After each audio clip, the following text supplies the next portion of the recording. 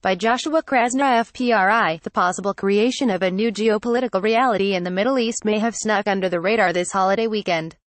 The continuing spectacle of the investigations into Russia's possible involvement in the 2016 election and the continued naming and shaming of corporate leaders and politicians involved in UAL harassment as well as Thanksgiving, may have overshadowed the summit in Sochi between the presidents of Russia, Turkey, and Iran, shortly after Syrian President Bashar al-Assad visited President Putin in the same city and thanked him for saving Syria.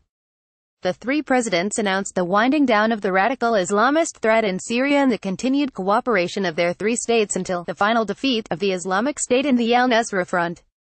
More significantly, they announced the convening of a Syrian National Dialogue Congress in Sochi in the near future, aimed at a political solution to the crisis through a comprehensive, free, fair and transparent Syrian process that leads to a draft constitution with the support of Syrians and free and fair elections with participation of all people in Syria, under the proper supervision of the United Nations. Not a little ironic, considering the questionable democratic bona fides of the three regimes, and stressed their continued joint involvement in rebuilding Syria.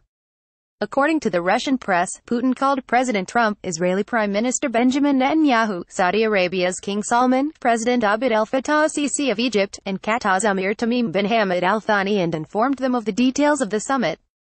The chiefs of staff of the three states' militaries met in Sochi as well. Just before the summit, they discussed the current situation in Syria, outlined further steps to be taken in order to destroy terrorist groups, ensure security in the de-escalation zones, and to pave the way for political settlement of the conflict. Russian Chief of General Staff Valery Gerasimov noted that the active phase of the military operation in Syria is nearing its completion.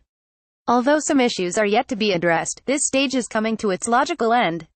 The EU noted the statement of the three Astana guarantors in Sochi, in addition to the agreement of the Syrian opposition on the composition of its delegation to the Geneva talks slated to start November 28, allows us to now look forward to the next round in Geneva, with the strong hope that the way is now paved for concrete decisions between the Syrian parties, including on transitional governance, a constitutional process and unsupervised free and fair elections.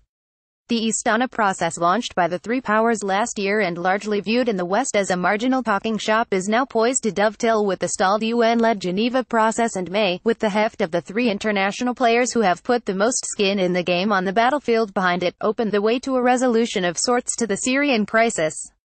This is only the formal pinnacle of cooperation which has been developing between Russia and Iran since the beginning of Russia's intervention in Syria in 2015, and between Moscow and Ankara since June 2016, after Turkish President Erdogan apologized for the November 2015 downing of a Russian combat jet by Turkey, which had led to a crisis in bilateral relations.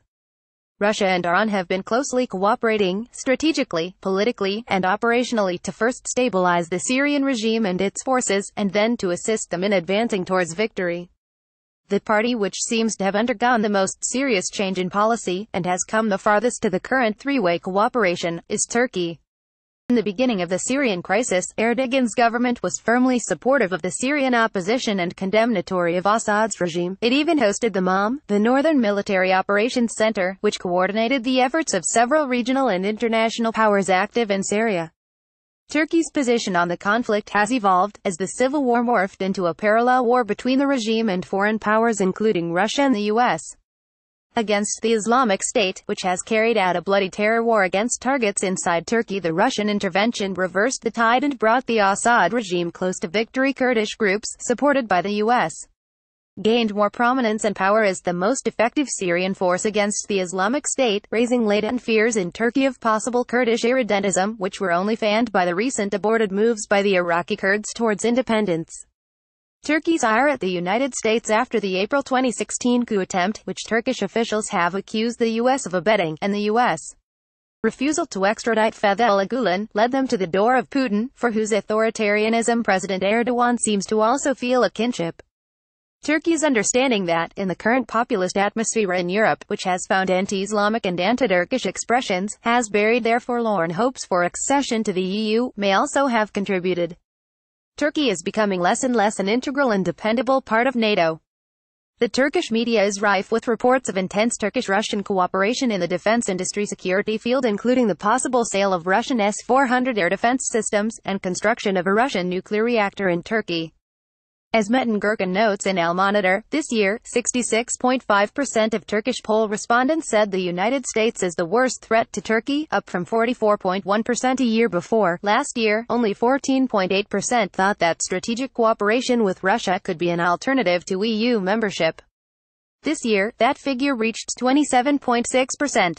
Turkey and Iran share a common interest in calming Kurdish national fervor, which will be promoted by an end to the civil war in Syria, whether negotiated or compelled, and a return to more centralized rule, combined with the developments in Iraqi Kurdistan. To contain Kurdish ambitions, Turkey also needs to cooperate with the other countries perceiving a threat from their direction: Assad Syria, the key to which is in Russian and Iranian hands, and Iranian-influenced, Shiite-dominated Iraq. The Turkish daily Hurriyet reported in the wake of the summit that President Erdogan ruled out any place for the Syrian Kurdish Democratic Union Party (PYD) and its armed wing, the People's Protection Unit (YPG). In the Sochi conference he added that he believes that Putin and Assad share this view. Iranian newspapers and news sites described the Sochi meeting as a process leading to a new Middle East.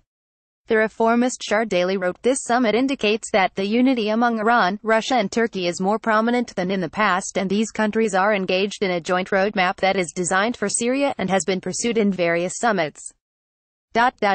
Today, Iran, Turkey and Russia are drawing a roadmap for the new Middle East. Saudi Arabia hosted, contemporaneously with the Sochi summit, a meeting of Syrian opposition groups, aimed at forming a united opposition delegation for the Geneva talks.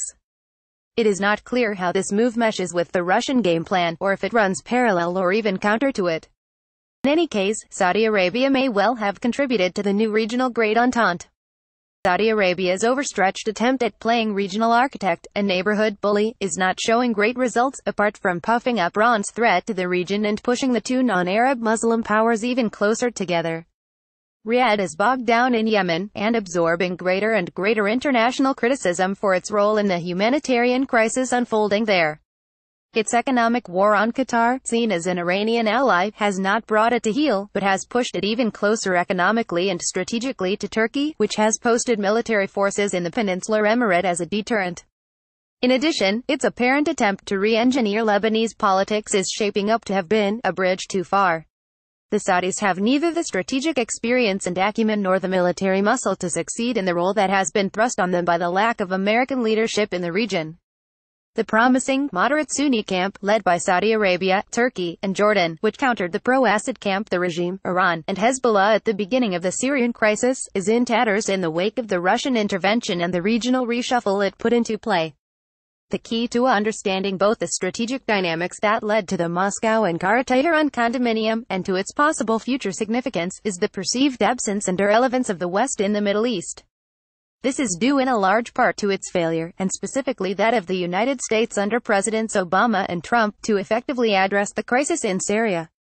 Russia, Iran, and Iran's ally and creation, Hezbollah, aided by Iraqi Shia militias, step in and turned the tide. Turkey decided to go with the devil it knows, Assad, rather than the anarchic and, for it, even more destabilizing alternatives, to block the Kurds, and to join the winning team. The rest of the world, Israel is a clear exception, including the United States, whose president spoke with Putin for over an hour, mostly about Syria, according to administration officials, 2 days before the Sochi summit. And seems to have promised President Erdogan in a phone call Friday that military aid to the YPG Kurdish militia will cease, and the EU are apparently just happy someone else is doing the work. Russia is an important enough player and has enough other important interests, such as high oil prices and arms sales, that its block with Iran and Turkey on Syria does not exclude ties with other players on other issues. Saudi Arabia and OPEC on oil prices, Egypt on arms. Look for Cairo's moving closer to Moscow after the most recent outrage in Sinai, and Israel on deconfliction, as well as containing, and perhaps messaging Iran. Putin will be on his way to winding down the Russian military operation in Syria, and show the Russian public his preeminence as a global leader, before he runs for his next presidential term in March 2018. The Sochi process may also help Iran's normalization, despite Washington, Jerusalem, and Riyadh's best efforts. This attempt to solve the Syrian morass may well go the way of its predecessors.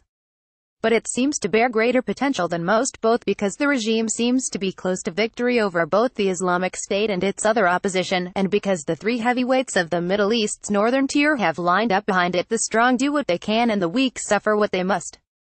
In any case, the new tripartite pact is likely to be able to parlay their success into political capital and power in the region, as those who are willing not only to talk but to act decisively, as well to promote Putin as the go-to man for regional problems perhaps outside the Middle East as well. About the author Joshua Krasna, a Robert A. Fox Fellow in the Foreign Policy Research Institute's program on the Middle East, is an analyst specializing in Middle East political and regional developments and forecasting, as well as in international strategic issues. Source: this article was published by FPRI. Did you find this article informative? Please consider contributing to Eurasia Review, as we are truly independent and do not receive financial support from any institution, corporation or organization.